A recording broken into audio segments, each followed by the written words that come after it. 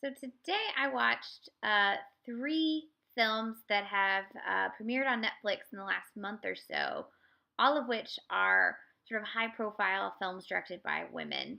Um, I think two of them premiered at Sundance earlier this year, and one of them premiered at Toronto. And all of them were scooped up by Netflix. And so I've been waiting to see two of these films since January.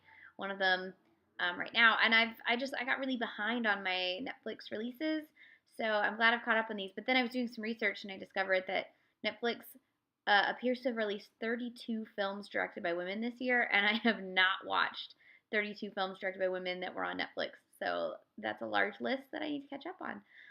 Will I watch them all? Probably not. There's only so many times in the day, but it's good to know that there's that many, and that it's almost half of Netflix's output this year, which no other studio distributor can say that. So, kudos Netflix. So I watched them in the order that they were added to the platform. Hilariously, the first one added to the platform was the last one to be premiered. This was the one that premiered at Toronto and then was on the on Netflix shortly thereafter. And this is Nicole Holofcener's The Land of Steady Habits. I think at this point I've seen all of Nicole Holofcener's films, or I'm missing one. I think I'm missing one, maybe two. I've seen most of her films, let's put it that way. It's based on a book by Ted Thompson, and it stars Ben Mendelsohn as a man named Anders. So you already know he's like a privileged white dude with a name like that, living in some sort of New York suburb, Connecticut, who knows, I don't know.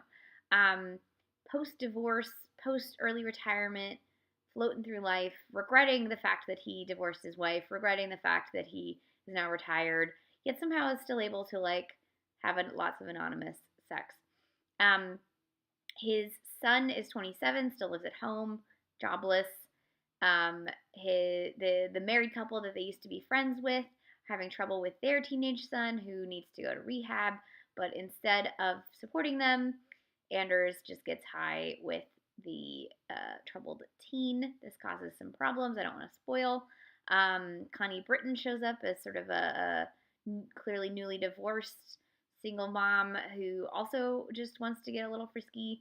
And Edie Falco is the Ben Mendelsohn's wife. I don't know that I liked this film. There were moments of it that I really enjoyed.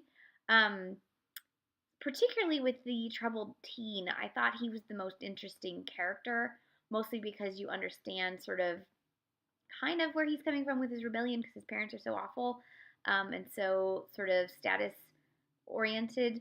But I don't know that it said anything that we haven't seen before. I don't know that Ben Mendelsohn was actually charming enough to carry this character. I read one person who said that Ben Stiller would have been a better person in this role, and I could actually almost picture that. I just don't think Ben Mendelsohn is quite, at least for me, charming enough for me to want to follow his aimless assholeness.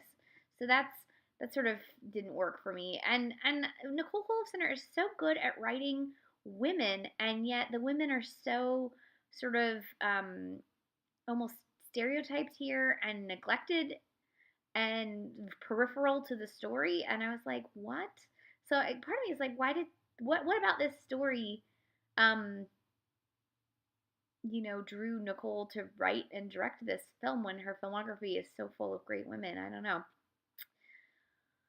That's partly why I wanted to see if I could figure that out, but I couldn't. So this is The Land of Steady Habits.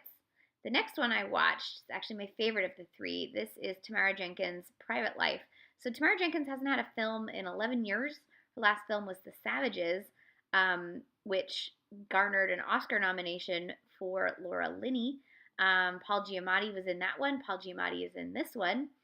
In this film, Kathryn Hahn and Paul Giamatti play a literary couple in their late 40s who are in the middle of many years worth of attempting to either adopt or conceive a child through medical assistance. You see them have multiple things come up, and then eventually their niece, who's not really their niece, it's his brother's stepdaughter, offers to give her egg up, and that causes family strife. And I enjoyed this film a lot because it showcased sort of this struggle from a very humane place. Um, it kind of showed how you can get so obsessed with one thing that you lose track of why you are even doing it. Um, I don't think it purports that the only answer to life is children, but it definitely shows why is stress for having children, and why people, think they can do one thing and then change their mind. Or will anyone ever change their mind? Like the young girl in it says she doesn't want children, and she knows that that's where she's at.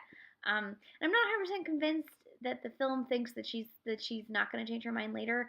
And I wish it was a little more sturdy there. But otherwise, it's a tragic comedy almost, or dramedy. I don't know what you call it. There's no tragedy. It's a dramedy. There were some really great comedic beats that just I lost it. I loved it so much.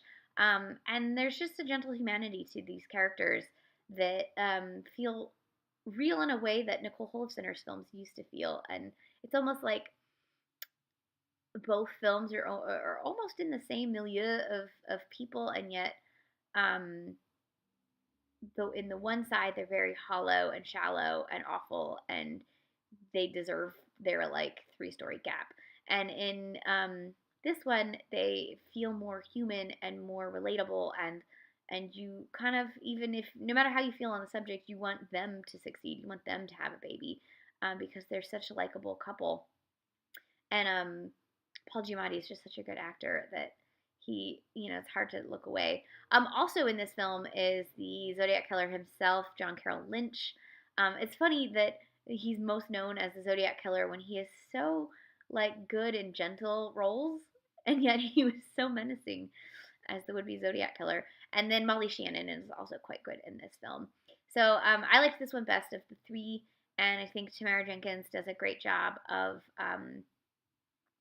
really dissecting interpersonal relationships in a very emotionally honest way. The next film I watched was quite good, and I liked it more than her first film. This is The Kindergarten Teacher by Sara Colangelo. I don't know. I saw her first film actually during A Year with Women. It's called Little Accidents. I didn't think it was that great. Had a good lead performance from Elizabeth Banks, but I didn't think the film was very good.